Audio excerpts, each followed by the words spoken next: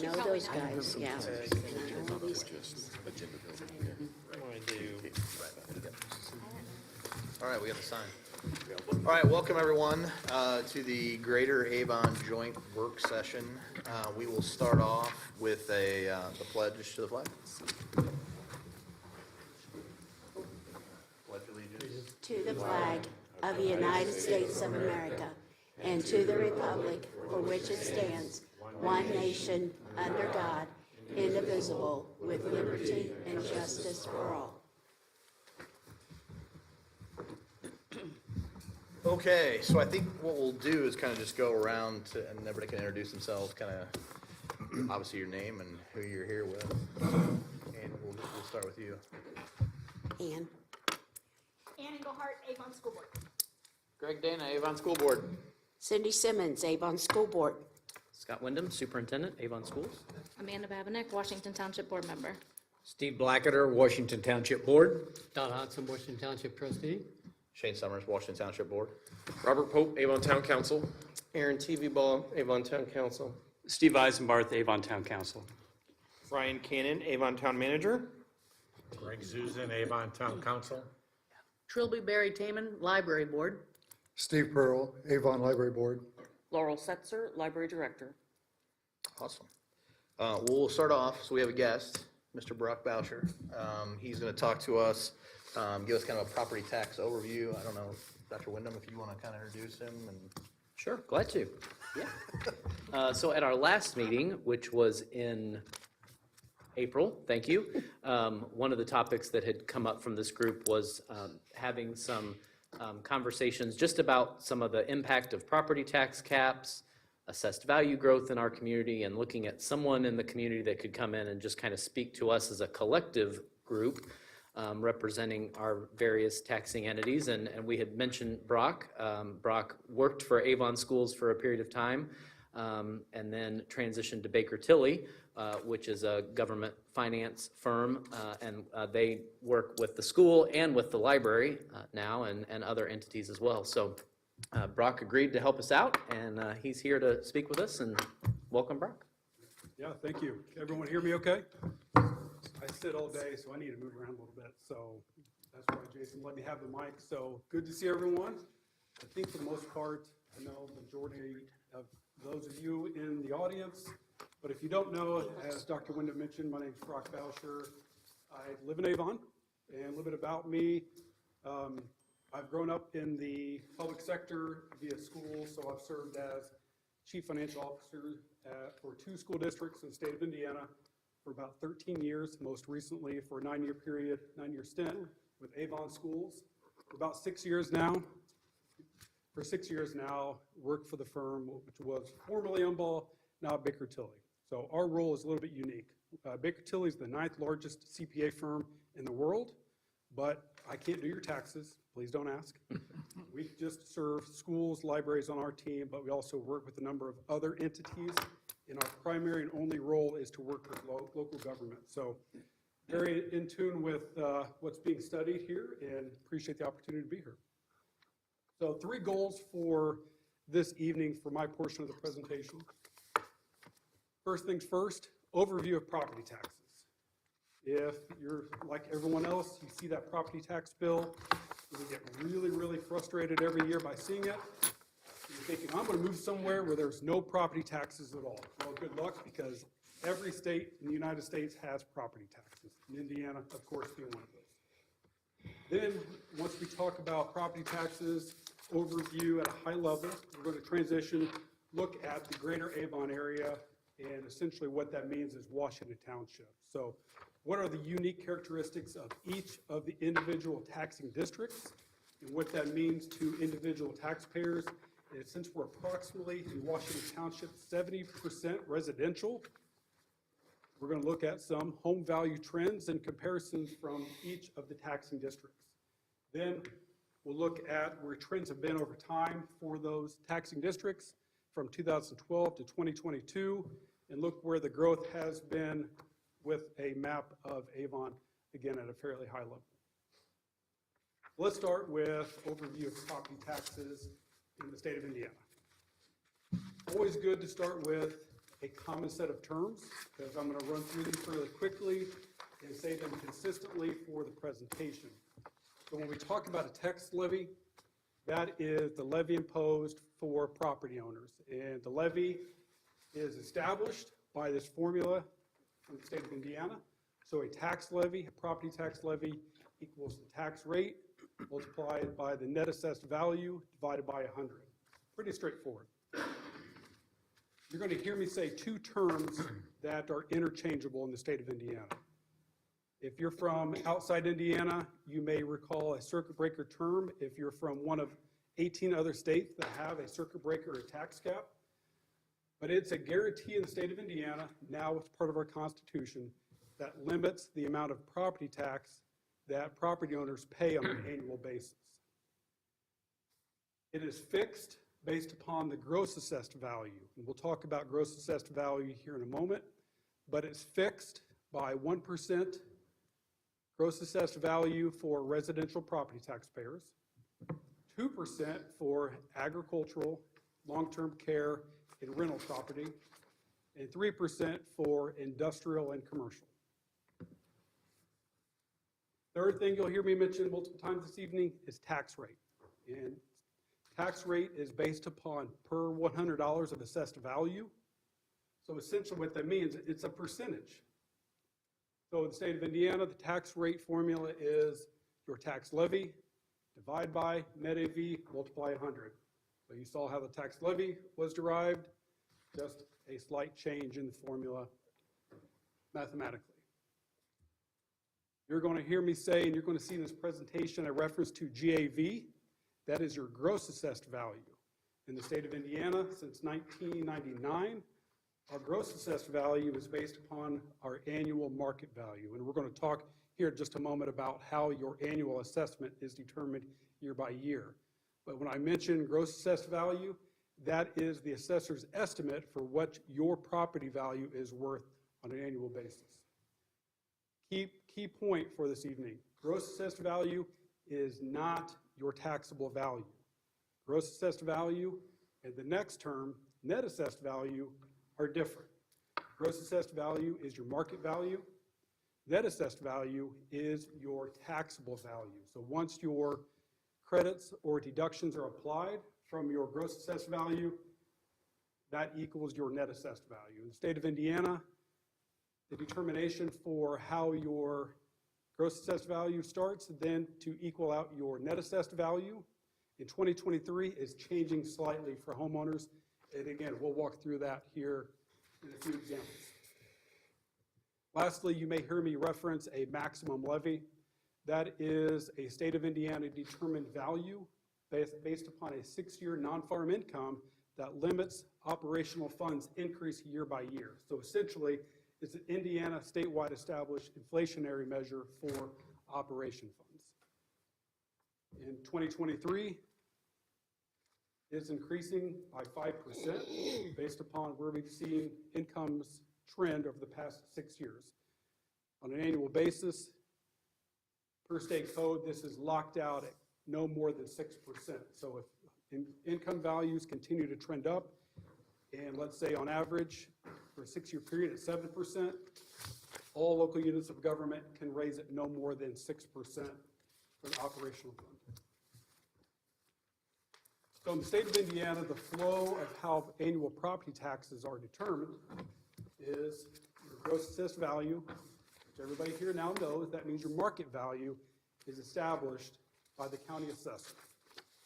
So if you're like me, you received your gross assessed value this past summer, you may have seen a little bit of a jump.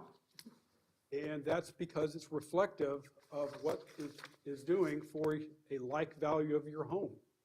So in the state of Indiana, your gross assessed value is established by the county assessor, as I mentioned, but you're not annually assessed your home every year. Rather, every 4 years, your home is getting a true assessment value from the county assessor. Between those 4-year periods, they're determining your gross assessed value based upon what's called a trending factor. So they're determining like value sales of homes. So if similar home value is going up 10%, Your trending factor is 1.1 for that year. So once every 4 years, you receive a true assessment of your home value. And between those years, like I mentioned, it's a trending factor. 2022 and prior, for homeowners, once a gross assessed value is determined, every homeowner who has applied for the homestead deduction receives a flat $45,000 homestead deduction. Prior to 2003, it was $35,000, and there was no additional deduction, which since that time period, 2009 is when it changed to $45,000. There's an additional 35% supplemental homestead deduction. We'll walk through some examples here soon. But in 2022, for those homeowners who have a mortgage outstanding, receive a flat $3,000 mortgage deduction. Now, there are some additional deductions and credits, like 65 and older is an income-based deduction. There's a veteran's deduction, but those are very individualized based upon what's available and the income of that property owner. But once you determine the gross AV, subtract out the deductions, that equals your net assessed value. Again, we'll walk through some examples here very shortly. But to determine the tax bill, net assessed value times tax rate divided by 100, that is your annual tax bill, unless you hit the circuit breaker, which again, we'll walk through in just a moment. For 2023 and beyond, very similar type of process. The only change is that the state of Indiana removed the mortgage deduction and moved that $3,000 mortgage deduction to now a flat $48,000 standard homestead deduction. But the 35% supplemental homestead deduction still applies. And the formula for determining the tax bill still applies to this day as well in 2023. Circuit breaker, tax caps, as I mentioned, state of Indiana, we have tax caps. If you are a homeowner with gross assessed value, for example, of $100,000, so your market value is $100,000, you're paying no more than 1%. So your max tax liability for property taxes is $1,000. With the caveat that most recently, Avon Schools pursued an operating referendum and was successful. 25-cent tax rate in 2022 that we'll look at some examples. But that voter referendum approved tax rate is not subject to that 1% tax cap. So if you do your own calculations, we'll see some here in a moment, tax cap at 1%, what the additional referendum means to most homeowners is about additional 1/10%. So a lot of homeowners are paying about 1.1% of their gross assessed value. Moving along to a $100,000 long-term care, rental property, agricultural land, paying no more than 2%, that max tax liability for property taxes, they're the exact same type of property, but it's not a homestead, rather a rental property, the max tax liability is $2,000. Lastly, business, both real and personal property, paying no more than 3% per year. So for each $100,000 of commercial and industrial property, paying no more than $3,000, again, unless there is a voter-approved referendum. What that means in 2022, the actual calculations, if you lined up every home value or every home property in Washington Township, so that means Town of Avon, unincorporated Washington Township, Danville, Washington Township, Plainfield, Washington Township, Brownsburg, Washington Township, if you lined up each home and you picked the middle one, that median value in pay 2022 is about $220,000, or more precisely, $219,700. For those of you who like the arithmetic mean, the average based upon the arithmetic mean is about $240,000. But for tonight's purpose, When we talk about the average home value, we pull that median value.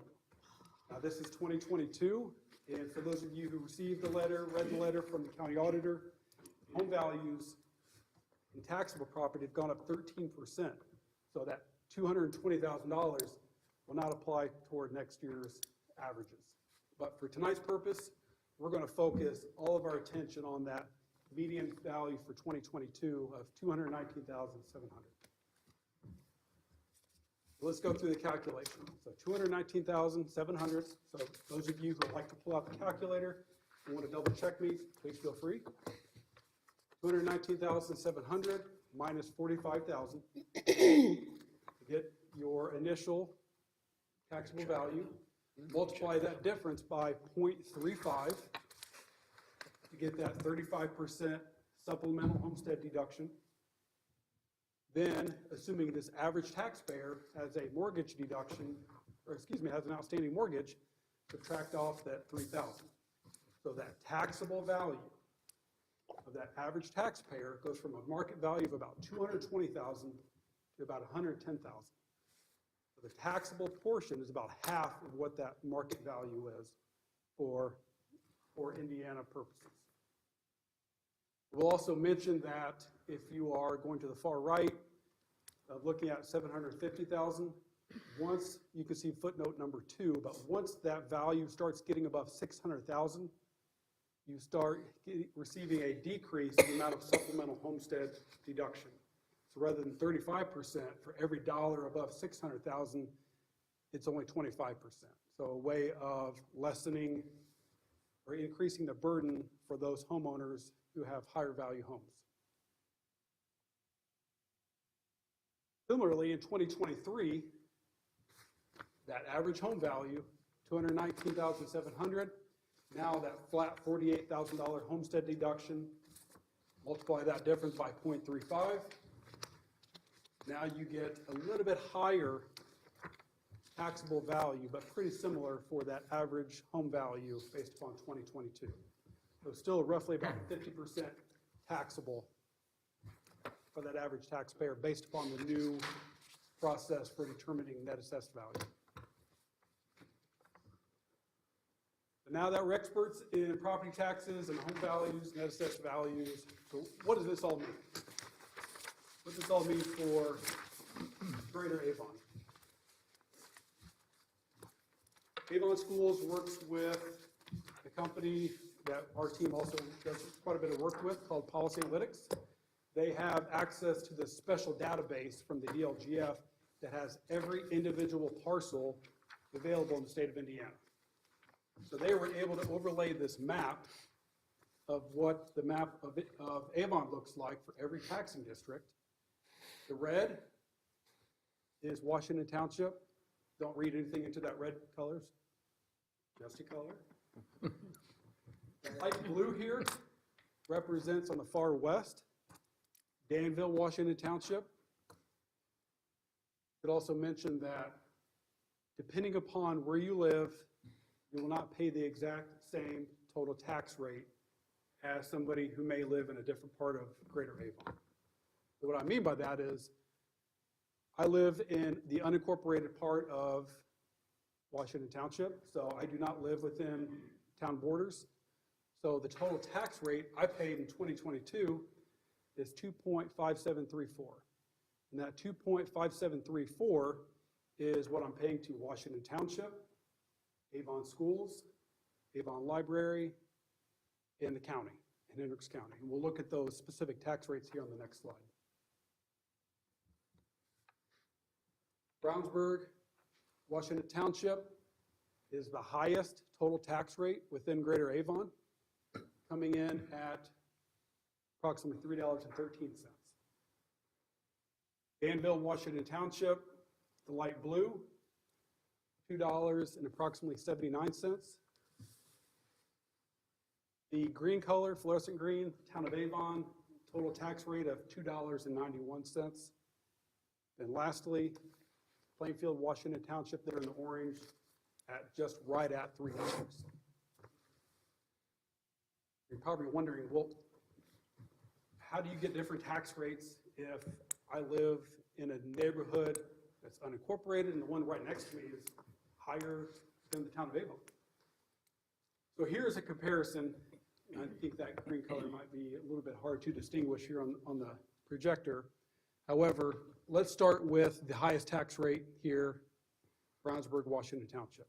So that small piece of property on the northwest side, this fluorescent green is the school corporation tax rate for 2022, approximately $1.77.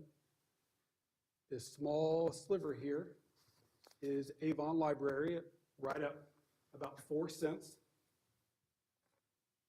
This light gray color is the county, so you're paying a portion of property taxes to Hendricks County.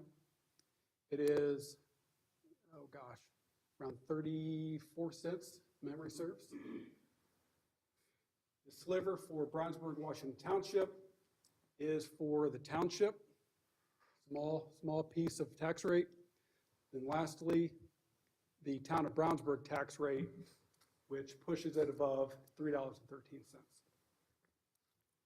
For Washington Township, unincorporated, the main difference is there is no green town rate that someone like me is paying because it's unincorporated, which means there is no town tax rate that I'm paying toward on an annual tax bill at this point. So because of that, tax rate at 257 is less than the incorporated areas. We'll compare it to town of Avon at $2.91. So that's how you get differences between these 5 taxing districts and why one tax rate in one neighborhood might be different than the one directly next to it. These are for 2022, which means these are what our property taxes are based upon right now. We anticipate that the DLGF will certify tax rates probably no later than January 15th. So these numbers will be again updated based upon new net assessed values that we're waiting on from the county auditor's office. So these really faint, hard to see numbers, I'm going to reference back to that average taxpayer, $219,700. So if that average taxpayer lived in that small part of Washington Township, Brownsburg, what does their tax bill look like for 2023? So you know here at the top how we derived at that net assessed value of $111,605, which means, as this group now knows, circuit breaker or tax cap for that 1% is $2,197. However, we have to split out 2 different rates. We have to split out the non-exempt rate and the exempt rate. So the non-exempt rate for this average taxpayer, 2.886. That means that 2.886 is subject to the tax caps, while this 25-cent Avon Schools referendum rate is not.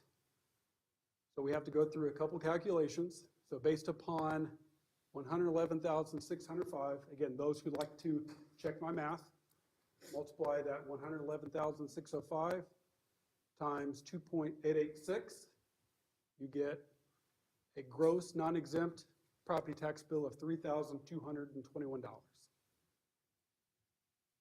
In Hendricks County, we have a property tax replacement credit in 2022, and if you look at your tax bills, that replacement credit in 2022 is 6.9% approximately, which means you're receiving a credit of, for this average taxpayer, $222.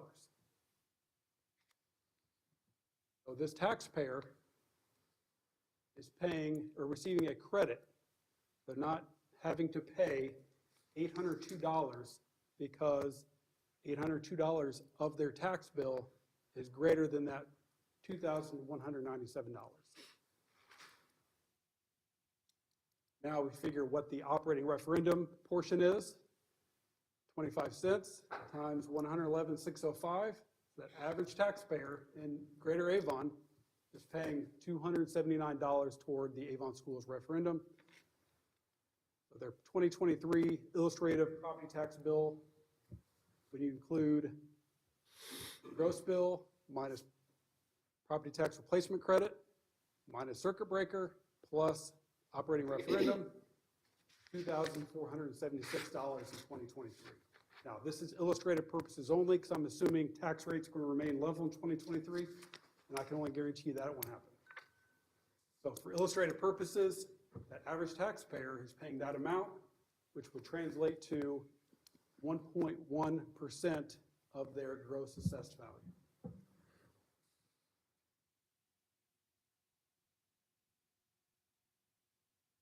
Similarly, on Washington Township,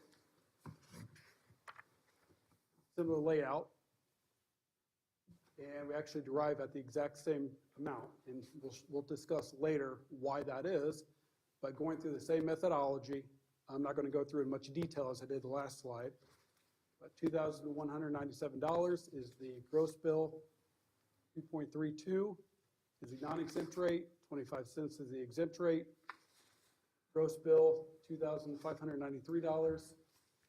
This example, 6.9 is the property tax replacement credit, then the circuit breaker credit of 218. Referendum rate, $279. Yes, Trilby. Just for clarification on this second example that you have, that Brownsburg shouldn't be in there on the left, is that It correct? shouldn't be, no, that's. Okay, I just want to make sure. I just saw that too. Okay, That good. is my edit error. Okay, thank you. No, thanks for pointing that out for everyone. So she's mentioning here, I did not cross out that Brownsburg, Washington Township, should just be Washington Township. So I'm afraid I may have done that on every one because of copy and pasting. Got ahead of myself. So I apologize for the confusion. But similarly for Washington Township, that average taxpayer for Greater Avon is still paying 1.1% of their gross assessed value based upon these illustrations.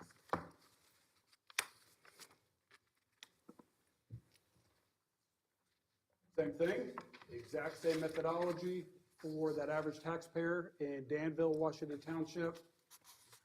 Almost the exact same math as that average taxpayer is still paying the exact same amount. If you compare Brownsburg, Washington Township, now here Danville, Washington Township.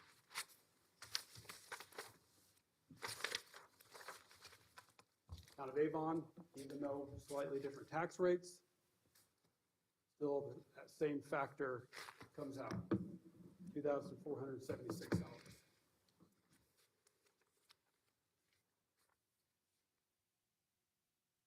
Plainfield, Washington Township, average taxpayer, because of that average value hitting their tax caps, no matter where they live, that average taxpayer, no matter where they live in Greater Avon, is paying that same illustrative amount.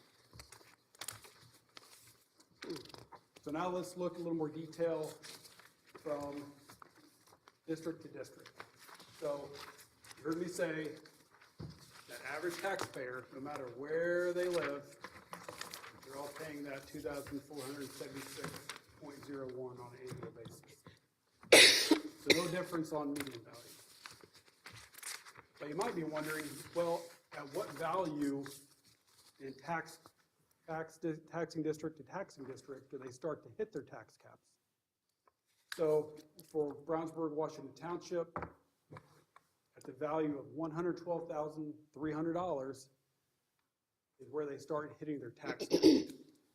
So every home value below $112,300 is not hitting their tax cap. So that's what we call the break-even point. Washington Township, because there's a lower total tax rate, Washington Township break-even point is $116,250. Danville, Washington Township, again, based upon these assumptions, is $136,800. Town of Avon, $126,550. Then Plainfield, Washington Township, $120,000.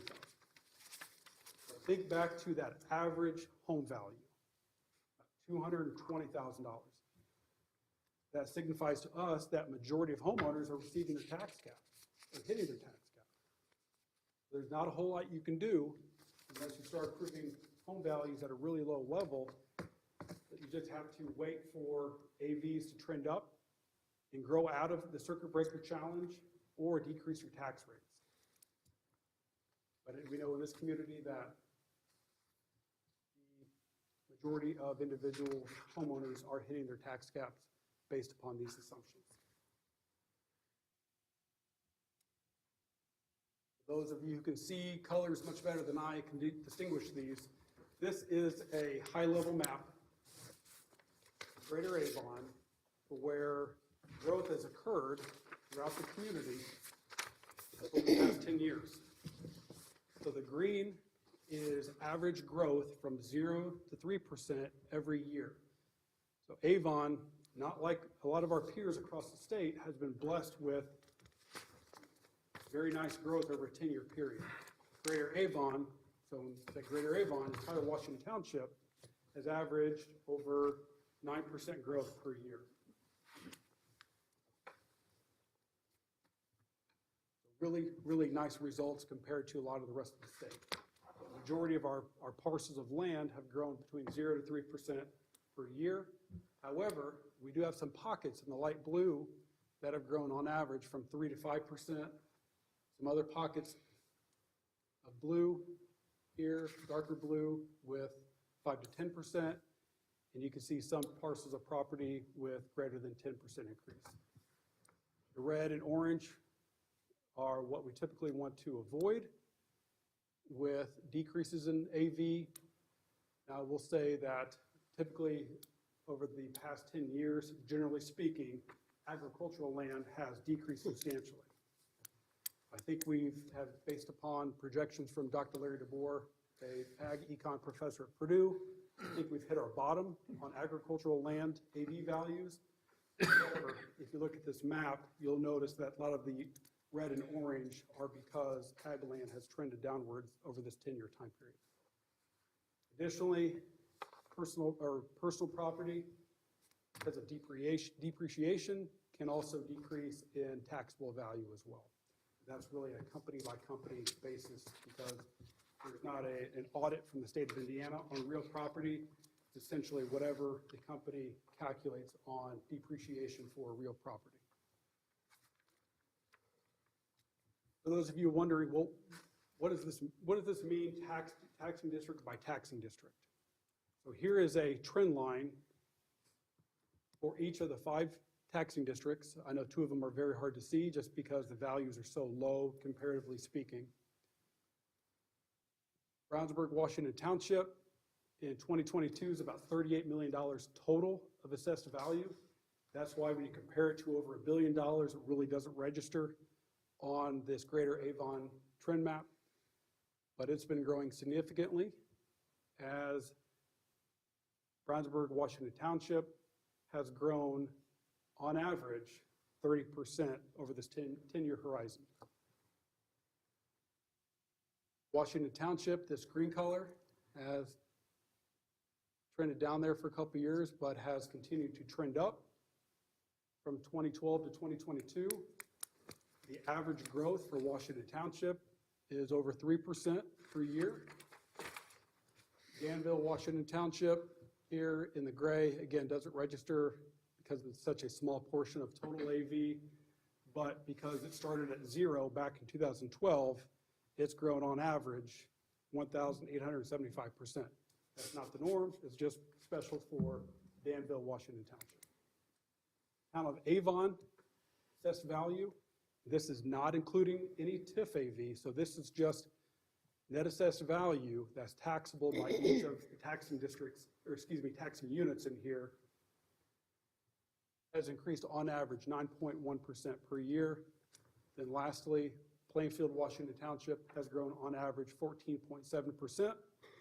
All that being said, average growth for Greater Avon with all the taxing districts, 6.9% per year. So that is well ahead of a lot of your peers across the state of Indiana.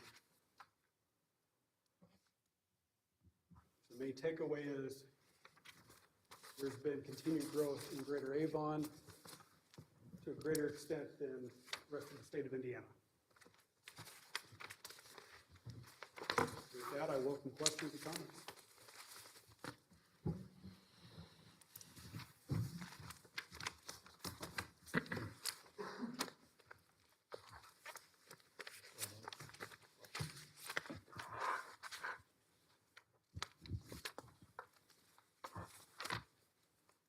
Not seeing a bunch of hands.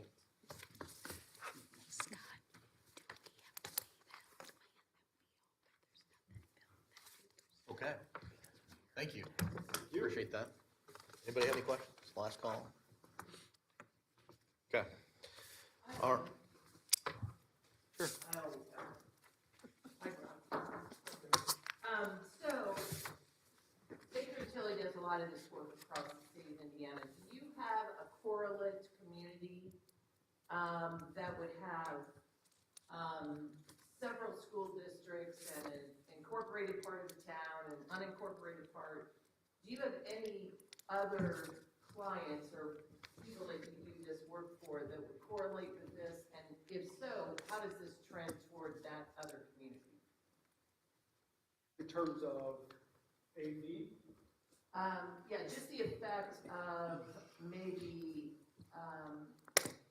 property tax caps and taxing entities and the disparity between the net assessed value, there's a lot of moving parts. So I'm interested to know if this is a unique situation for our township and town, or are there other correlates that are experiencing that many moving parts? yeah, good question. So I'll repeat the question for those of you at home. Are there any similar communities as Avon that have both unincorporated and incorporated parts that struggle with circuit breaker and or are mainly residential? Right, that's exactly it. Yeah, so I would say circuit breaker, it's a great question. Since 2008, circuit breaker has treated every community the exact same. But every community is not the same. So Plainfield has the benefit of having the airport very close. But I would say, generally speaking, the donut counties have a pretty similar makeup of being more residential than commercial and industrial. So I'm going to go back to a slide. I should have grabbed the.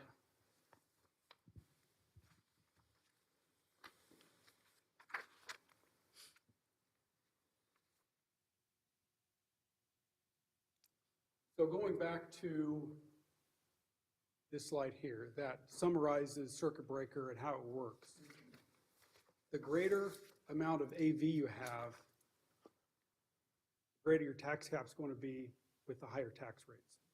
So I think Dr. DeBoer has calculated that around $180,000 in the state of Indiana is typically when taxpayers hit their tax caps based upon the tax rates. What that means is individuals living within greater Avon are paying a little bit higher tax rate, so they're hitting their tax cap at a lower amount than what typically those around the state do. But going back to your question, $1,000 is the max liability in this example, but if the makeup of your community, the greater the residential, because they're paying that lower percentage, the greater the impact of circuit breaker. Because if you compare Avon and Plainfield, with Plainfield having approximately, and going off memory a little bit, about half of their property, commercial and industrial, tax system in Indiana is not treated equally, even though it tends to treat communities the same, because the max tax liability is different for each different type of property. It doesn't treat all the entities the same. So as much as you want to compare Plainfield to Avon, it's just not a fair comparison because of the makeup and the characteristics of the net assessed value. So generally speaking though, donut counties being such high residential, you'll see the greatest impact of circuit breaker: Hamilton County, Boone County, Hendricks County, Hancock County, Johnson County. So Avon is pretty similar in a lot of the donut counties, experiencing high circuit breaker because of the high residential tax base.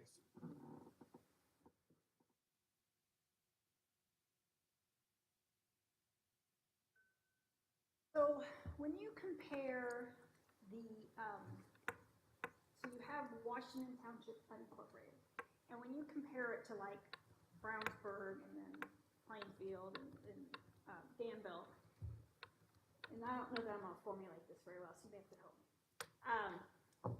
Do you have that broken up in in a pie format so that we understand how that shifts everyone?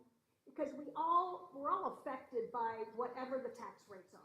We all of us are affected. Do you have that so that we can understand how we are impacted by that? Does that make sense? Can I ask you to state it again to make sure I understand? Okay, so let's say your example is just Washington Township. How does that pie change, whether it's Danville, Plainfield, or Brownsburg? And how does that impact each of us? Because that's what we're trying to navigate, is how do we respond when the town annexes? And it's not just Avon, but if Danville annexes more land, that's going to affect us. We're gonna have a negative response to that. Do you have a pie that would help us to understand that? We could. It'll take some forecasting, but I'm going to bring you right back to slide 20. So I think, and I'm going to try to, again, restate your question, is how do you compare for the unincorporated part of Greater Avon, how do you compare if there was annexation, comparing Brownsburg, town of Brownsburg, annexing, and I'll use myself as an example, annexing our neighborhood versus town of Avon. So what that means to me is if Brownsburg came and annexed my property, I'm now part of the town of Brownsburg, because of their tax rate, assuming tax rates are level in 2023, their tax rate being higher than what I would be paying to the town of Avon, I'm not going to be paying any more on an annual basis, but the circuit breaker, because of being higher, the amount of credit I'm going to come receive because of the higher tax rate is going to impact every entity more so. So your portion of the pie is going to decrease if you compare town of Brownsburg tax rate to town of Avon. So going back to a previous slide then, if we're gonna be annexed in, or Washington Township is going to be annexed in, it looks like Danville has the lower tax rate. So So we would be impacted less by Danville annexing us as opposed to Avon or Plainfield. I mean, Yes. not that I want that, not by any means, I'm just trying to understand the mechanics. Yeah, so I think what you're referring to as a theoretical model, that if all of the unincorporated part of Greater Avon, if it were annexed, all of this sea of red, you could run some sensitivity analysis that, well, what if certain pockets were annexed by Brownsburg, town of Brownsburg, or what if certain pockets of property were annexed by town of Danville or town of Plainfield? I mean, you're getting really, really theoretical, and it's a pretty detailed level of analysis, depending upon what the assumptions are in annexation. But yes, you could run theoretical modeling based upon that sensitivity analysis to ultimately determine what the impact is to Washington Township, Avon Library, Avon Schools. But again, it's very theoretical, but it is feasible. Because I know when they annex, you guys usually run a financial. Required, yeah. Yes, it's required. And we usually see the negative impact of it.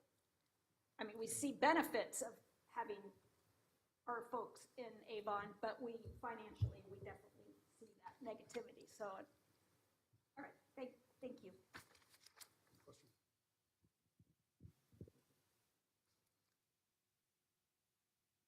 Any other questions, Brock? I have another one. So did you just said a minute ago that statewide, the the effect of circuit breaker is, on average, statewide, is at a home value of $180,000. Going off memory a little bit, but yes, that's what I recall Dr. DeBoer saying. I would have to pull up that presentation So again. can you go back to the one that shows the previous slide that you were on? That shows the, yeah, there. Here's the Washington County Auditor's Office set aside $38,000. The circuit breaker on taxing district. Statewide. It's comparing, he's giving me the state average, not Washington Township. Yeah. So, just that, I think, if I'm just trying to understand and comprehend. So if $180,000 statewide is where circuit breaker has its break-even point, Avon at $126,550 is harmed in a greater way than statewide. This is where it's gonna be, you and me, man, is this right? The likelihood of having dwellings that are less than that is substantially lower than having dwellings in Avon that are below $180,000. The likelihood is that the property values up to $180,000, the prevalence of that in Avon is greater than the prevalence of those houses that are worth $126,500 or lower. We look at the quadrants, but I don't want to say, because again, I'm relying too much on memory, but based upon the current fleet of homes, for lack of a better term, is I think, and I can follow up with Dr. Wyndham to confirm, I believe the $126,550 would most likely be probably the lowest 25 or lowest 33% of the current plots of land with homes. Got it. But yes, You that can is, see the effect across that. that is So the additional lower the analysis number, we the can. more affected you are, the higher the number, the less affected you are, comparatively speaking to the state average. And I know Mr. Puckett certainly respect his work, so I just want to mention that the analysis I'm running is probably a little bit different than what he's running, just because of, I'm running based upon 2023, so not to say he's incorrect, but just want to point out that it's a little bit different.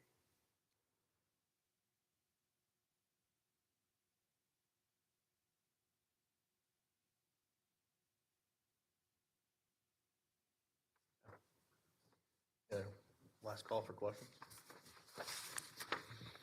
All right, thank you. Thank you. Appreciate your time. Okay, moving on to the next topics here were committee updates. We had the four different committee report outs. I know Robert and I can start with leadership standpoint. We primarily met regarding this meeting in preparation for this meeting and setting the agenda and whatnot. I don't know if you have any other. That was it. Sorry, Ryan and Don, we failed to include you in that. There was, ended up being just a quick phone call. sorry. Took a little more than a quick, but ultimately this has sort of turned into us trying to manage this, I think. So I think we can do better. We will. Yep. I know the sports committee. We don't have much of an update, do we, Greg, on sports? Aaron? Okay. I wasn't sure what was happening. One moment. Is this the technical difficulties warning? Look at him laugh. Okay. Thanks, Jerry. I will say again, we don't have much of an update on sports at this time. Still kind of, everything kind of where it was last quarter. Okay, transportation. Should I speak? I have one transportation member here, right? Yes.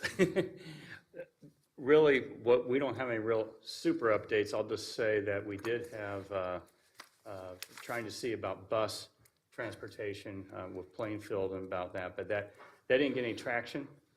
Basically, the idea of having a bus route coming up and servicing 100 South around the warehouse areas. That was one idea going there. And it's still something that we see as viable, but it's, right now it hasn't got, when I say it hasn't gotten any traction, well, we hear negative things from some of the folks in Plainfield that it might be hard to do this. So, and that doesn't mean it's bad, but it just means it's going to take some work. So, no further progress on it. Anything else you can think of? No? Okay. Okay. Annexation group. I don't think the annexation group has really met. I know the town's kind of continued some of our efforts of communications. I think a couple of those areas we had worked on, we're close, so we're kind of trying to reformulate a strategy to get enough people to sign to actually move forward with the annexation, so we're kind of still working on that.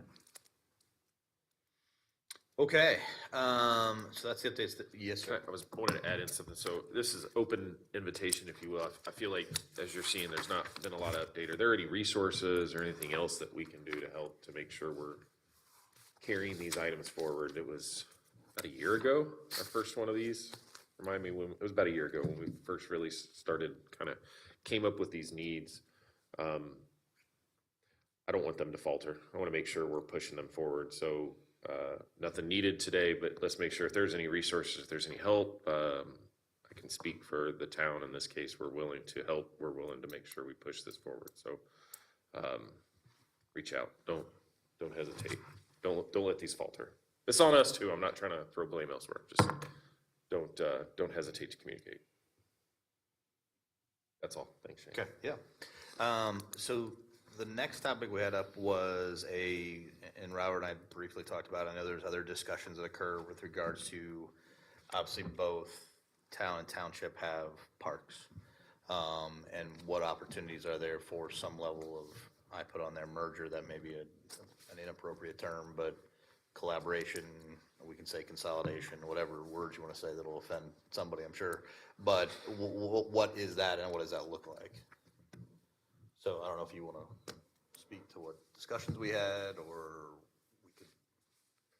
Well, I think from overlapping government services, the town of Avon and Washington Township, I think the big individual services, obviously parks. The idea was presented to try to make that efficient as possible, removing that duplication of service. So having one parks department to serve both governments' parks. This has been something we've been trying in one form or another, working on for a few months now. There's obviously a lot of challenges, and I think first and foremost is going to be the financial side of it. Not so much tax rate changes to that effect, but debt service versus tax levy and the pass-through of funds. I'm not saying that this is a non-starter, but this is a very giant mountain to climb, that if we're going to climb that mountain, we are just a few short feet away from additional duplicated services being removed. So in other words, I'm sorry? Sure. Well, sure, sorry.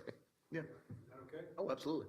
So one thing you may want to look at, because I think Mr. Bluff brings up a great point, is consolidation, a lot of the focus is on revenue. I think you may want to take a step back and think about sustainability long-term. You may want to have a bench line set of analysis, 5-year, 10-year set of financial projections for each.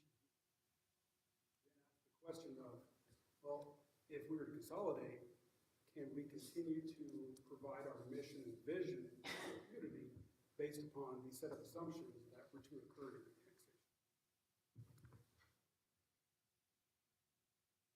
annexation? I think where you're getting at and to the specific topic of the parks merger, I think you're right and spot on what we need to do if we are to talk about the overall topic of consolidation. I think this makes this even more challenging because we're only talking about one department, one service. So not that that's not right, and I think where we should be going, it just presents I guess, an even bigger challenge for it's just a single part of one of the services that we provide. I like the idea, but I feel like I want to bring that up for the next topic, so. Let me ask Brock a question.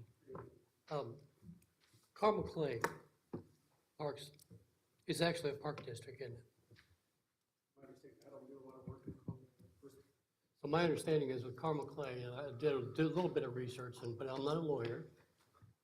But my understanding is they set up a park district similar to a fire territory. It's a governing board, it's appointed by elected officials, like your library board is. But with a park district, they have their own ability to tax. They're their own stand alone. They govern it, they appoint the director and, take care of the budget and all that good stuff. Danville at one time had one, but they went back and reversed it because at that time, that park board got a little crazy on taxes. And so it was reflecting on the town council because it was kind of a runaway group. But I think that's, one thing that if there's a desire to merge the two departments together, that's one way to do it. Without having to do, we talked about the interlocals before, and we found out that the issues were how does one entity pass through the money to the other and that kind of stuff. And so I looked at Carmel Clay because somebody brought that up to me, and so I went and did some research on it. And but that's the way it was set up. They have an actual 7-member board, I believe, or something, but they're appointed just like the library board is. Laurel's board is appointed by different groups and staggered terms and all that good stuff. But the library board is a standalone. They tax, obviously, and they hire Laurel and her staff and et cetera. So, that's one way you could possibly look at doing something like that would be a park district. But again, looking at Danville and looking at their experience, that's the one thing that I would be cautious about because, it depends on who's sitting on your board, so. And I think that's what we talked about. It's either an interlocal or a park territory, and things would have to be looked at if we're gonna go down that path. Challenges either way, yeah. Well, it's always good to look at some examples, to learn. Oh, yeah. There are lessons learned. Learn from smarter people than us, right?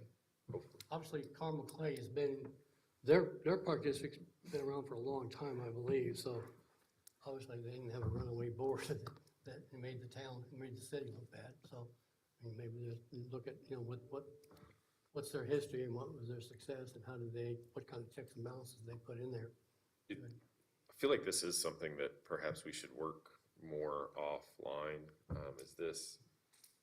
We're getting ready to talk about a consolidation subcommittee here to speak on that. We've already got 4 that we're already working on offline. Is this worth wrapping up either this consolidation committee, or I don't know, sports seems to be the likely closest relative.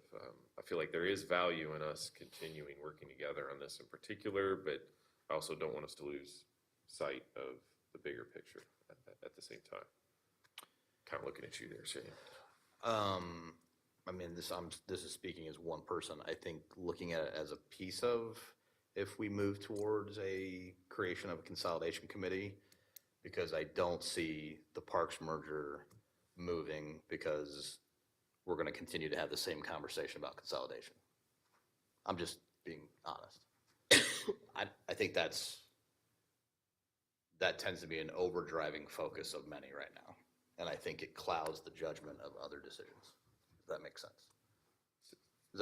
Say that one more time. I think if we say, hey, we're going to look at the parks merger discussion, it will be clouded by other people going, I don't know why we're wasting time on this. We should just do the consolidation. We should just do consolidation. We should look at that. That's what I think is going to happen. There's an advantage of just looking at the parks is that, for one thing, we definitely have common ground where we want to preserve land and we want to watch that. In Avon, we have the lot tax where we can actually have income source, and we love having that because then we can use it for acquiring land. So I think we definitely have common ground on that one, because it's a win-win. I look at it that way. I don't, financially, if there's, I think it would be helpful.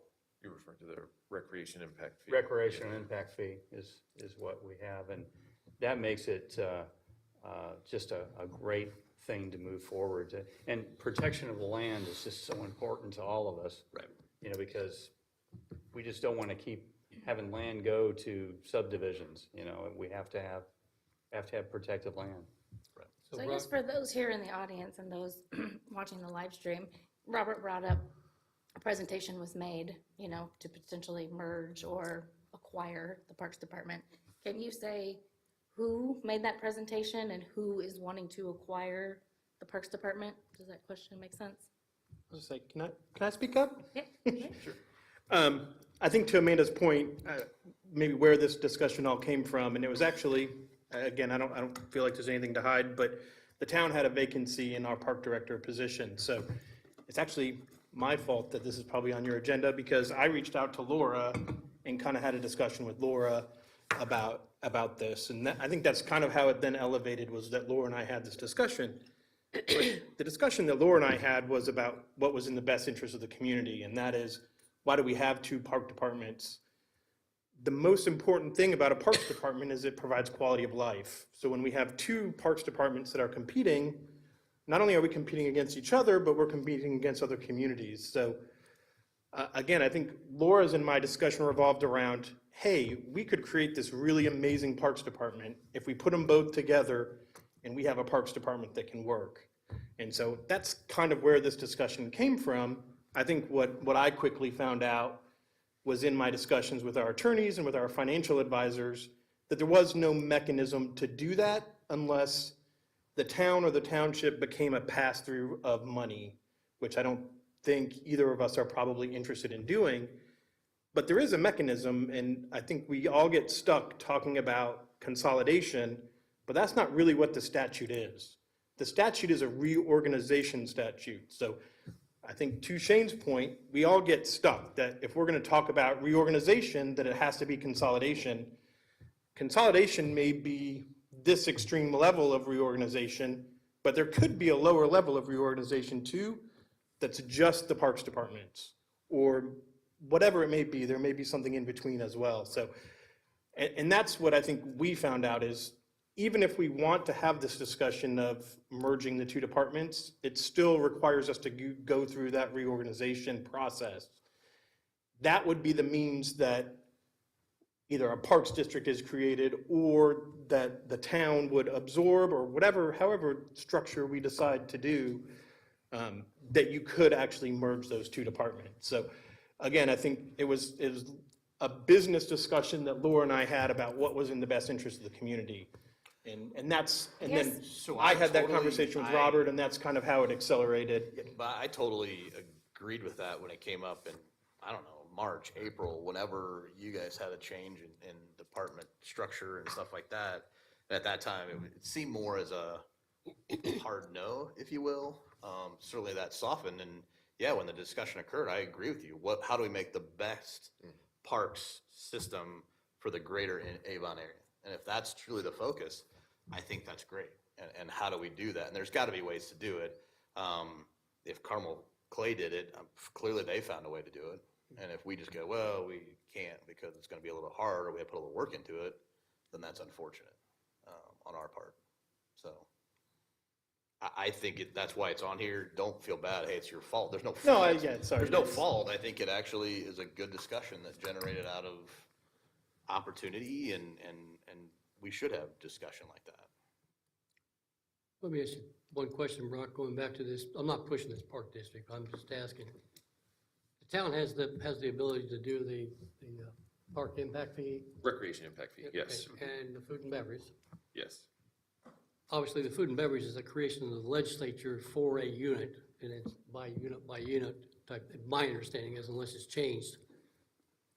But would a park district be able to, if a park district was set up, with what the fee that they do, would that be able to pass over to that group, or is that unique only to municipal, town government, cities?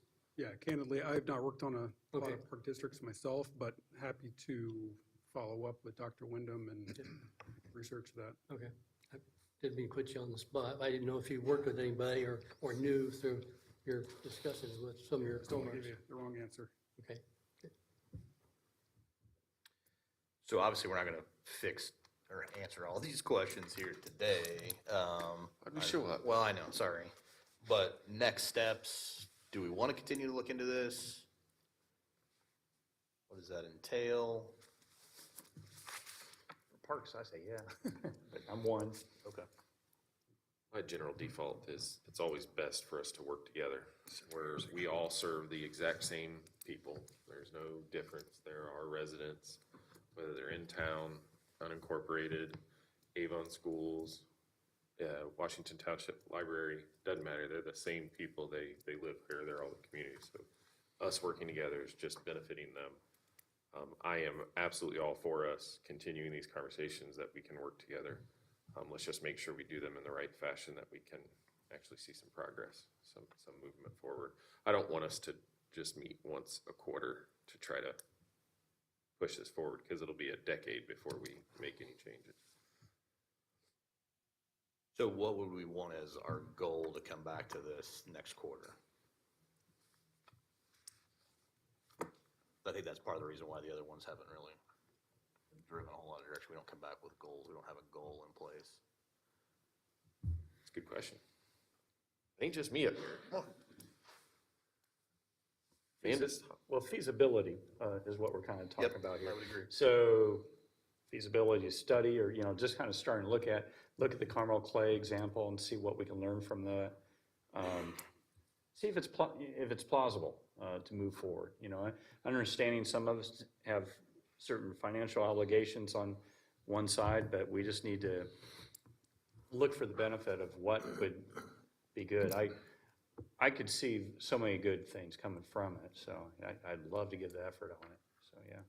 Well, I think to your point on the 5 to 10 year kind of projection type stuff too, which is the way we look at, that's changed each time. I mean, I don't know how often we look at it, it's quite often, but what changes that, and if we add new things, what does that do? Looking at a 5, 10 year impact on ways to do that. And then the unintended consequences of that impact, which could be obviously everybody else in the area, so. So the question back at you, what would you see as goals that we should hit on this that maybe we can make happen for the next? I would say within the next quarter, we have some level of feasibility, or what are the options to at least begin to report out on that. I don't know who those experts are on something like that, so it would take time to find those. I'm sure you guys have everybody's got financial advisors. Yeah. Set Wrong one. 8, actually, they specialize in strategic planning for parks and recreation. And they can actually, obviously, value. But if we work together, they could be the people who present that to this group. And so it wouldn't have to be this group meeting consistently. It would be them setting up specific meetings with specific people and then presenting to this group. What was that group again? Yeah, what was the name of that? ZEC 8. ZECK? I can send you his information. His name is Austin Hostetler. We met with him last year because we had planned next year to do a strategic plan for the Parks Department because we have grown so much in the last 2 years. But they did Danville strategic plan, Brownsburg strategic plan, and Plainfield strategic. And they do Specialize in parks and recreation, and they do financial feasibility and, okay, everything. okay. Okay. I'm a town manager now. Are we doing anything out of the ordinary, try and push us, get some conversations going with ZEC 8? Am I saying that right? 8. Sure, my suggestion, I mean, this probably needs to be staff-driven to try to pull the information together to ultimately share. And so, again, I'm happy to work with Laura, or I'm happy to work with Laura and Don, or however we do it, to start those discussions and kind of gather some of those at you least guys are other okay- case studies and If see you guys how are we've done okay, the things. three of us maybe start the thing and start with this group and see what we can find out. Research Carmel Clay at the same time and that kind of thing, and then come back to the group and then say, this is what we found out, where you guys need to go. I feel like that's a reasonable first That step. way, at least, it doesn't just lay by the wayside Sure. to the next meeting or whatever. And I guess I would add, I do have a new Parks Director starting, so I will have my new Parks Director Sure. actually be a part of that That's good. process as well, so. Yeah. Maybe the four of us can kind of start, and then we'll kind of try to get feedback and share information with both of our boards, and maybe kind of develop a process and go from there. Yeah, no, that'd be great.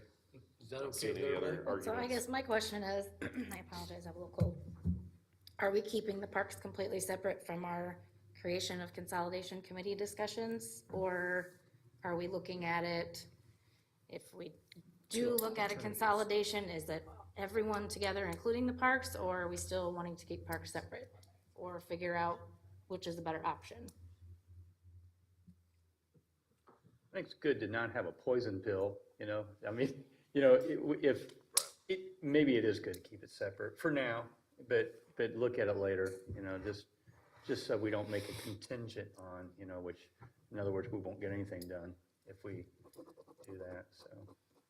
I agree. I would say put the consolidation committee on the sidelines. You already have an annexation group. Now we have a parks group.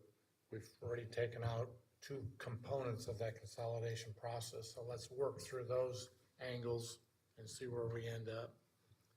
The only other comment is two of us are in the process of putting together our budgets for next year. We should include some funding in there to pay for this as well. Sure. Not knowing what it is, and we've always heard traveling numbers, they seem to go up, so I would say make it something that together we can cover the cost to make this analysis fruitful for everybody. I agree. And maybe that will be hopefully getting some numbers together. Where do you guys suggest we get the numbers from? A group like Rock, or, as far as the the financial aspect of it, or? Hey, for scope of analysis, Brock could be very helpful on that, you bet.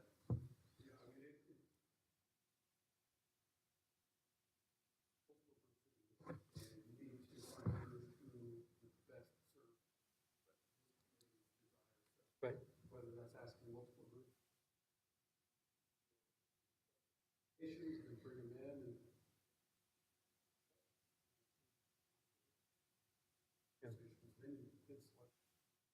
Okay. Yeah, I would agree. I mean, I think it's gonna take, I think it goes close to the level of an RFP, if not a full RFP, to really identify, and maybe that's what's brought back. Hey, an RFP was done, this is what we feel is the best based on this process. Because you really need somebody who knows what they're doing, not that you guys don't, I didn't mean it that way. I think that's what you were saying. No, that's what, but somebody who has done this before, this is not. Is ZEC 8, is that something that they've done before? So perhaps that, I don't know. I feel like reaching out to them is like a very good starting point. And then Sure, yeah. We and can take the ask them, steps from we there. can ask them when we talk to them. But ask those questions and vet them fully too. Is there anything else people want to see us ask on the park aspect of it?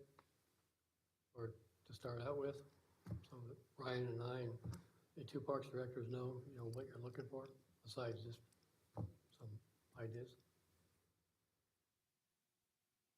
I think governance, funding, which is a little bit different than governance, and then any unintended consequences that can occur to surrounding schools, library, who knows? Who else? Impacts to other, Yeah.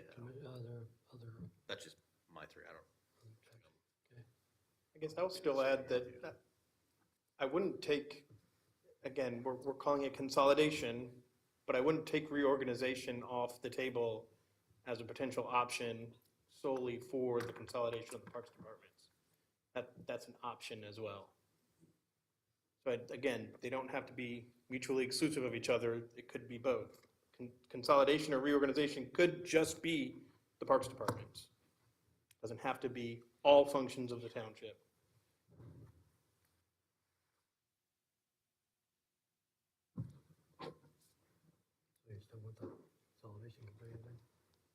Well, I think that's the next question then. So that begs the next, is point 6, is is there a creation of a consolidation committee or reorganization committee if that's more appropriate? I was gonna say, if we call it that, I feel like it becomes a different thing, and I appreciate Ryan adding that to it. So this one in particular, as you guys are aware, we have the petition before us. You guys have a petition before you. We believe we will pass it and move it over to the township, depending on how the township board reacts or votes on it. The next step for that is for us to work together on what that reorganization looks like. We have danced around this topic for essentially the last year. That was our recommendation, is why don't we start, instead of waiting once a quarter to try and progress this forward or learn about challenges to the tax base across the community, the different entities, why don't we work on this with a subcommittee behind the scenes that can bring us back reports to stuff like this so that we can have a higher 10,000-foot view conversation to this. I believe our intent is to work towards that, to try to make the petition move forward and to speak and work on reorganization, if it's just parks or if it's all government services as well, or again, any shade in between. But we can't do it alone.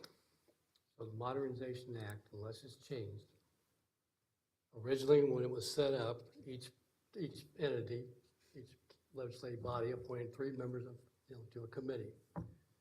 That law changed where it did away with that committee aspect and says the 2 legislative bodies are the committee. So and I'm just pointing this out, I mean, if you guys, pass your resolution saying we want to move forward, and they agree with you, then the legislative bodies have to meet and do all this. It won't be a committee. You can have those subcommittees, but you actually are the committee. You're meeting, you're the one putting together the entire thing to put before the voters in a referendum. You have to, by law, put together an entire plan. You have to have a financial study.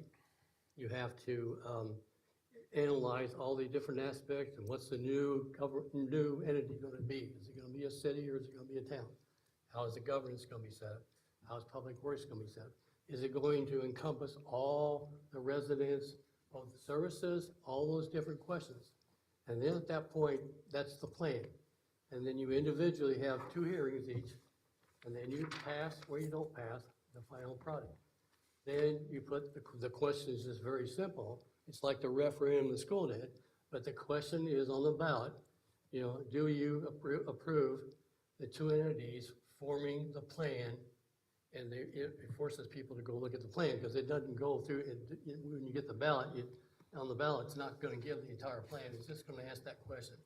And then if the 51% of the unincorporated, 51% of the town residents approve it, then it goes. If one side doesn't approve it, then it's a dead issue. And that's what the Modernization Act calls for.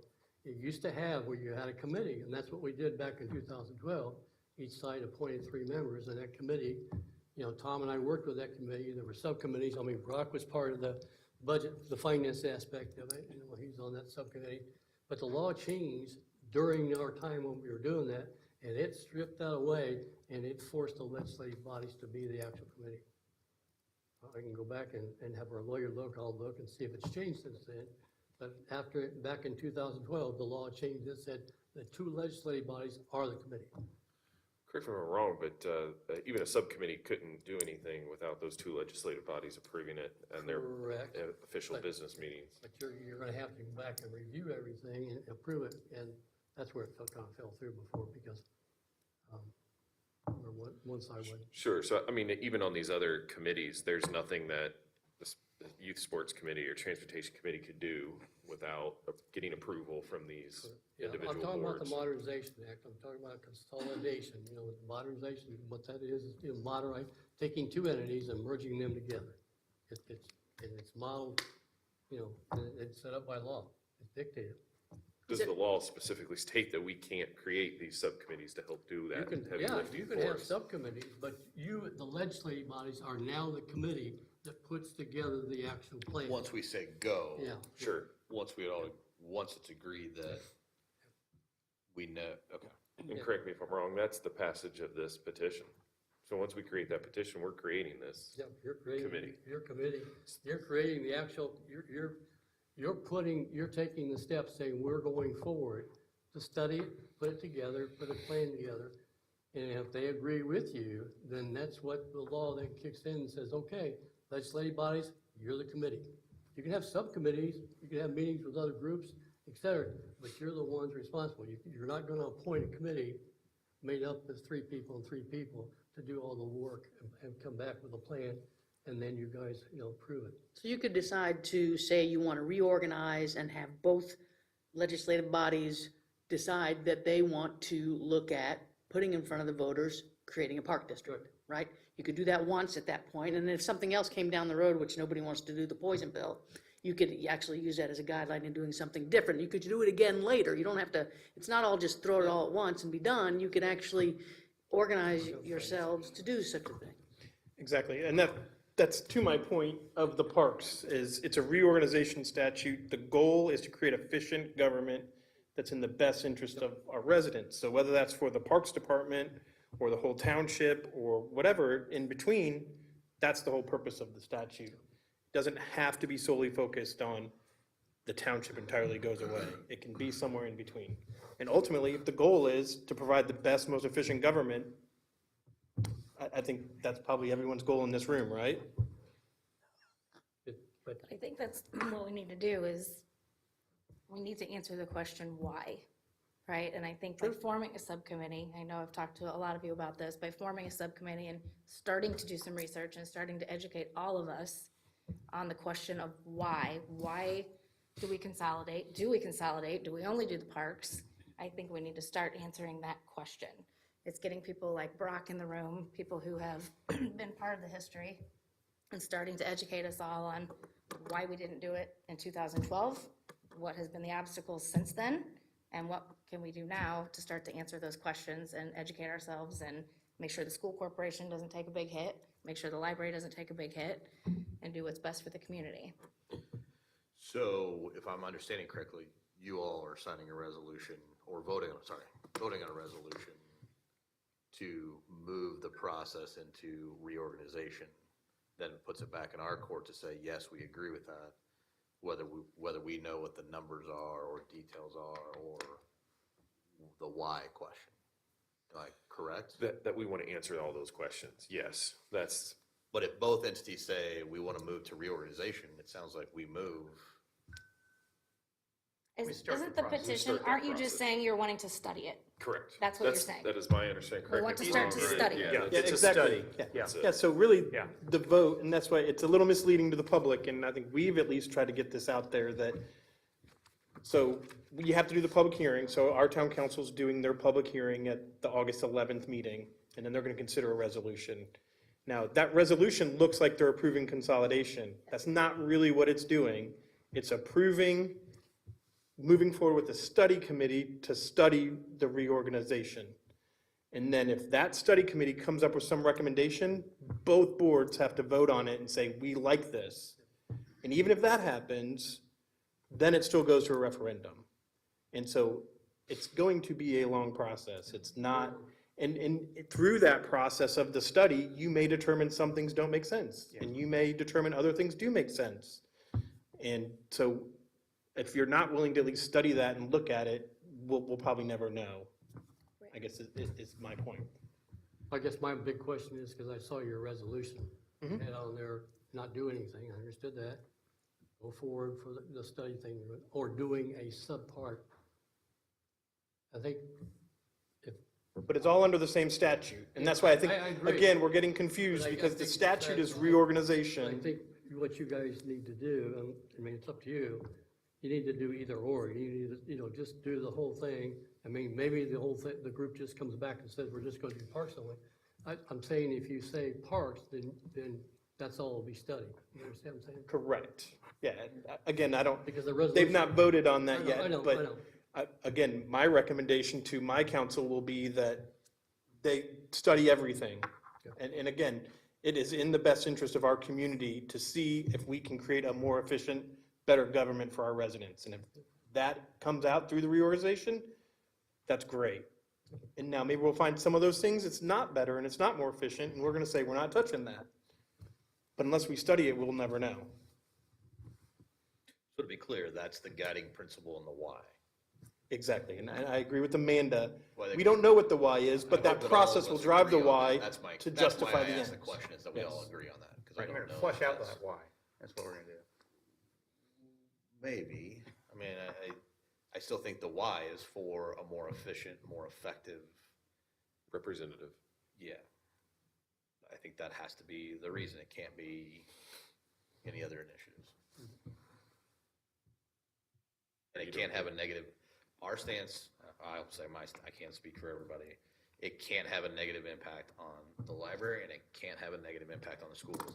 And it can't be short-term, it's okay, and 10 years later, we get a surprise that because we didn't do our due diligence and do the right thing. So whatever length of time, the experts say that you have to study this out, that's what has to be done, so that there's not some hidden, and I get legislative stuff can change, stuff downtown can change, but under current expectations, what is gonna happen?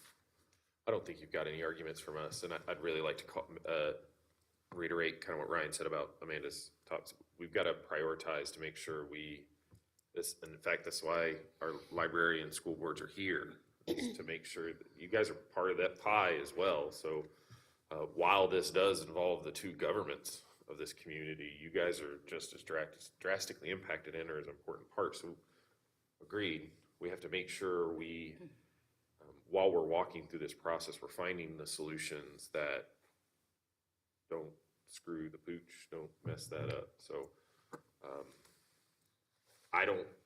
I don't stand to think I know or we know all those answers, and we're not going to. I think how you put it at one of these joint work sessions, we don't know a lot of these questions until we start seeing this, until we start getting the reports back from these studies to find out what problems we have and what roadblocks we need to overcome.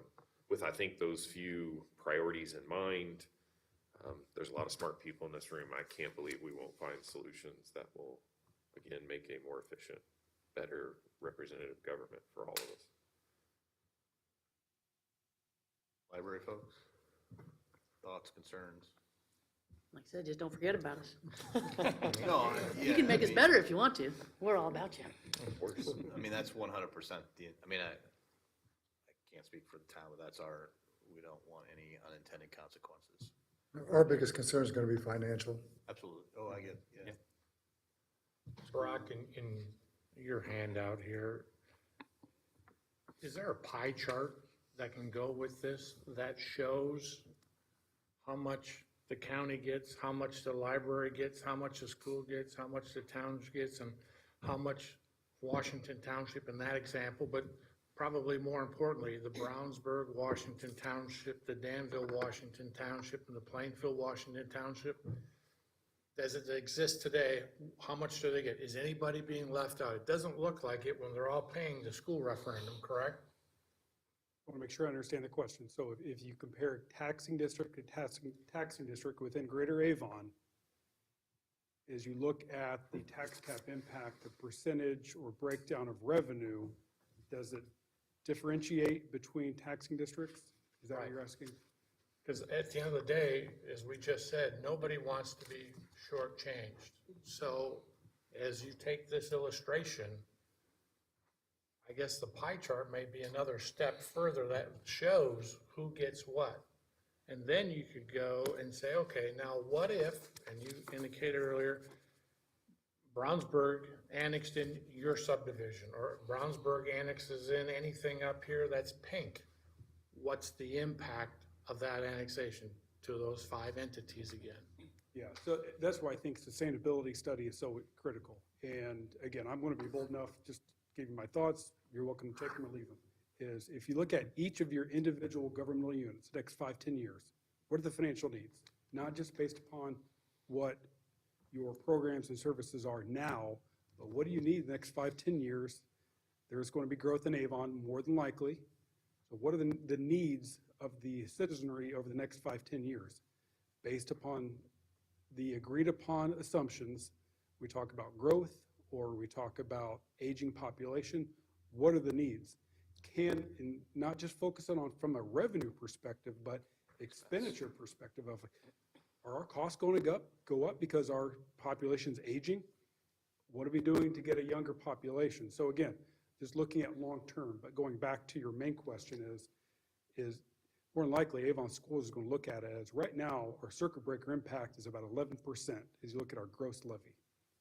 If that grows because our portion of the pie is going to decrease, what programs and services are going to be taken away as a result of a reorganization or consolidation? So I think, going off memory again, Avon Schools, library about 11 to 13% circuit breaker impact. Town of Avon's about 15%. I think Washington Township's 13% approximately. So that means for every dollar that's levied on the gross levy, you're collecting, Avon Schools is collecting about 88, 89% of that. So 89, 88, 89 cents for every dollar taxed. So if there's a growth in the circuit breaker because more annexation, can Avon Schools sustain that based upon their certain projections on the revenue now? And can't answer that question at this point. Well, another thing, when you do your projection, we know that within the Plainfield, Washington Township District, they're in the process of building homes, apartments, et cetera, that will have an impact on the Avon School Corporation. Have you done any analysis on what that impact would be like? Yes, that's really interesting, not Avon specifically, but like communities that have a lot of growth and are expecting a lot of continued growth with housing development. And what we've seen is circuit breaker actually grows. So as you have and add homes and add growth because of that 1% caps, the circuit breaker actually gets larger. So you're collecting more revenue, but not at the speed that your circuit breaker is growing. Thank you. Cool. Thoughts? I mean, I would just echo what Mr. Pearl said. I think for us, the financial impact is the most important piece of serving on a consolidation committee or anything like that. It's always, and that's every time it's come up, we've said, okay, we got to see what the impact is, and maybe there are ways to move around that impact or to navigate that in different ways, and that's where a financial study would be able to look at that. I was just looking at some of the slides Brock shared, looking at the average home value in Washington Township. The circuit breaker impact is $396. That same home in the town of Avon, the circuit breaker impact is $774. So as Brock was saying, I'm sitting here going, well, that's almost double that's going to impact the school district, the library. All of these entities are impacted by that. Not to say there's not some way to figure that out, right, but that's a significant impact when we look at what the just being annexed into the town of Avon, or to any of the towns. Just the town structure adds another taxing entity. So those were the kind of math problems I was looking at over here that I think all comes back to that financial analysis at the beginning step before we do spend a lot of energy, and both boards spend a lot of energy looking at that financial piece has to be at the forefront. I don't think you'll get any disagreements from us, and if I can kind of, something you said, navigating or moving that monies around, and I know the answer to this softball question for you. We annex land or we consolidate or reorganize, where does that money go? Does it go back to the state? Does it go back to the taxpayer? Where does that loss of the schools and libraries and townships funds? So you're saying if annexation and circuit breaker grows, it's like taking a coupon to, my kids love Chick-fil-A, having a coupon, giving a 20% discount at Chick-fil-A, for example, the money just stays in the taxpayer's pocket. That's not correct. That's not the question. Okay, That's not maybe the I question. misunderstood the question.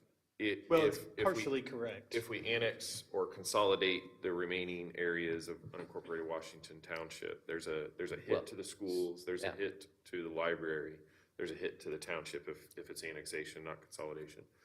where does that hit, I see, okay. that money go? So going back to the pie is now at this point, because again, I'll go back to my own example. I live in the unincorporated area.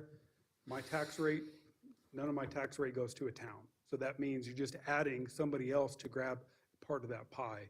So that means the school corporation, the library's portion of the pie gets condensed because you're adding one more person to feed as part of that pie. In my words, correct me if I'm wrong, that money then would come to the new municipality, or in this case, if Exactly it was just annexation, it would come to the town of Avon. So long-winded way of trying to say like exactly what, Scott, I think you were trying to get at, that we can work together and find ways that we can move that around, or make sure that the schools and the library are whole, or as whole as they can be. All under the why of making sure we find a better, more efficient representative government. also So there are challenges, but we need. And we also need to keep in mind that the referendum isn't a given, Right, that would right? come up in They've another got it 4 right years. now, and when does that come up? 4 more years. 4 more years, that's fast. But I guess what Scott was saying from the beginning, what I think I'm trying to understand is even that even more less money is being collected, is what we're saying. So like one, you only, you get a $400 deduction being in township, but if they're in the town, they get an $800 deduction. So that's even less money being collected per household. So the money just is never there. It just never exists. So like you said, it's still in somebody's pocket, right? They gave that coupon, and so I don't have to pay $10, I don't have to pay $8.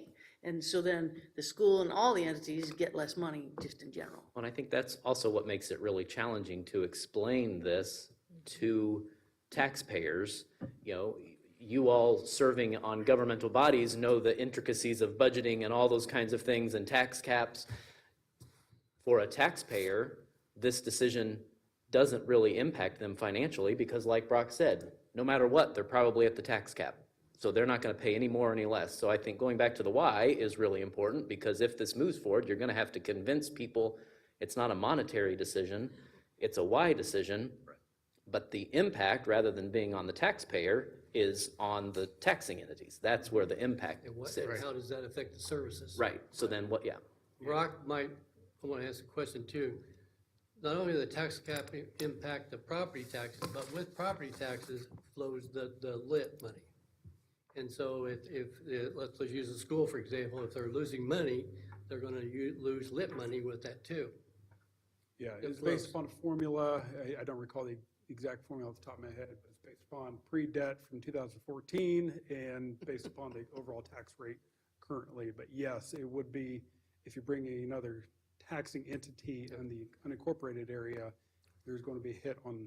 Well, it's just like if you, like, when we did away with the E-loan, obviously, we weren't getting lit money on the E-loan. When we did away with it, we were allowed to just, swap it for the levy increase on the fire. We got more lit money. Well, obviously, that took away from them, and actually everybody in the county. And because every time some entity does an increase on property tax, we all lose on lit money because lit money's rearranged, based on that. So that's the other factor that comes into play. Yep, yeah, you're exactly right. Now, Guys, I'm leaving office at the end of the year, but I think the one thing that I'm hearing, and I do agree, and I think, I don't know if you'll ever get the question why needs to be answered, but I think that financial study does need to be made before everybody puts all this effort into this. I think you need to find out, where are we at today? At one time, back when you were on school, it was what, $3.5 million that the school was gonna lose. It came down to 1.5. I mean, with the assessed values going up, it may be a lot less. So I think really you need to have all that information before you all do all that work, because if you wait, do all the work and then find out you can't do it, I mean. But I think that's the point, Don. Yeah, That's yeah. how we get to the why, Yeah. is we start with the Yeah. financials, because that's what our friends here are telling us is the most important thing. So we start with, to answer the why, we start there, and then we move down the path. So, and having said that, I don't know who's going to be on the committee, but I would volunteer myself to be on the committee. I would like that very much. While we have Brock, if you guys put together a committee and you say you decide to choose a consultant to help you work through those numbers, what would you put on that scope? And the qualifications qualifications would you have them look for in an entity, not an entity, in a consultant that would help us work through those numbers? Because you learned a lot. I mean, you really led that conversation back in 2012, and you learned a lot. You taught us a lot, and so what would you put on that scope to help them cut to the chase? Candidly speaking, this is not the first one done in Indiana. So start there. What else has been done? I mean, there's going to be different nuances from prior reorganizations or consolidations, but this is not the first. So who else has done these, and what were some of the trials and tribulations of those consolidations? What do they know now that they didn't know then? That can help you with your forecast.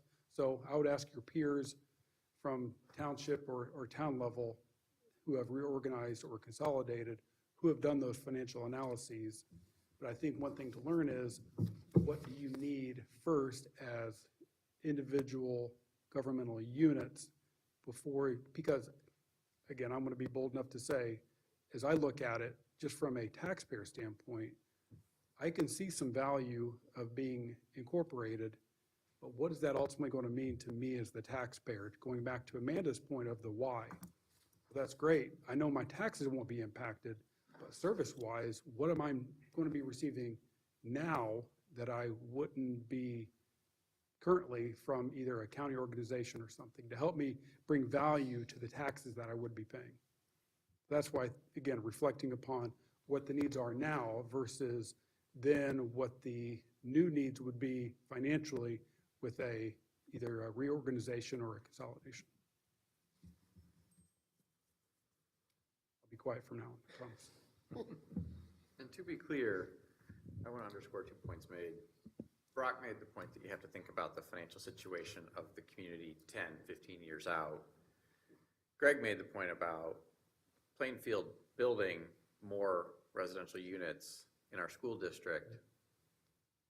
Scott's kind of being nice and saying it's about the financials, but let's be clear, we have a high school that very soon will be over 4,000 kids.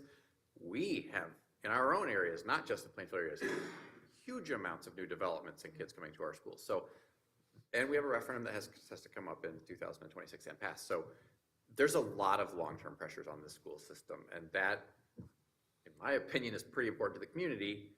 And we can't do this for 5, 6, 7 years out. No. We have to be thinking long-term, because we're not done growing as a community, and frankly, we're not anywhere near close to done growing as a community, and I just don't want to lose sight of that. One of the big reasons the community's growing is because of the schools. Big reason. You can talk to people, why are they moving to Avon? It is Avon schools. And your demographic person has done a good study and been pretty spot on. And personally, I've taken it to heart from the standpoint of, the township being built out, because, literally by 2030. We're already starting to look for additional land for 2 more fire stations, not to go build a station, but so the land's there later on if they need it. So I think, you make a good point from the standpoint, that's why I think that financial study needs to be done first. So if I may, back to the agenda item of the creation of this reorganization committee. It sounds like I'm hearing that maybe we should push this until each of our boards either receives and passes resolution to move the process forward, and then it effectively creates it for us. Yeah. And then I think what I'm hearing, one of the first steps we're gonna do is identify who and what and scope of a financial impact study will be. Correct me if I'm wrong. So I don't think we need to, I'd say I don't think that we need to create it at this time. We'll be doing that here shortly offline, or I guess online for our individual meetings. I think, yeah, and to be clear, we're agreeing we don't formally move into anything until a financial study's done. Sure. I don't even think just financial. I think it's looking at it holistically. Well, but I think, okay, yeah. I don't want to say just financial because there's a lot to study. But I think that's the biggest hurdle, Right. right? The initial hurdle, get the hard work done, if you will, first, and I do think I that's just, gonna to be the his biggest point, challenge. I just want to reiterate that nobody's promising we're consolidating until we study the whole picture. We're a long way from that. Right. Having done all that work before, back in 2012, and it was a lot of work. And, Tom and Ed Martin, who was the chairman of the committee, and I did a lot of work with a lot of help with a lot of different people.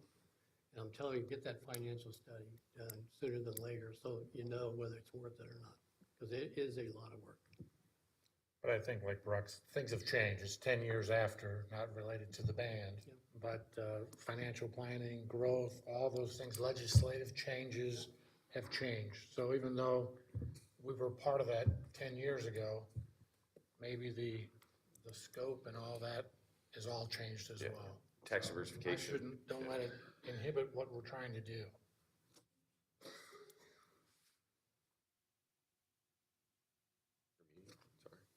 Any other thoughts? Okay.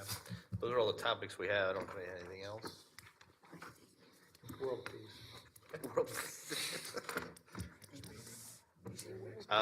We do probably need to set then when the next meeting's gonna occur. Did I hear that down there too?